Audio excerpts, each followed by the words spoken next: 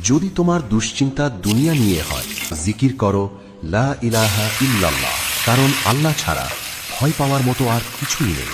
যদি তোমার দুশ্চিন্তা মানুষকে নিয়ে হয়, জিকির করো লা হাওলা ওয়ালা কুওয়াতা ইল্লা বিল্লাহ, কারণ আল্লাহর ইচ্ছা ছাড়া মানুষের কোনো শক্তি বা ক্ষমতা নেই। আর যদি তোমার দুশ্চিন্তা নিজেকে নিয়ে হয়, জিকির করো আস্তাগফিরুল্লাহ, কারণ ইস্তিগফার গুনাহ মুছে দেয়, আর গুনাহ থেকেই জন্ম নেয় অস্থিরতা ও অন্তরের অশান্তি।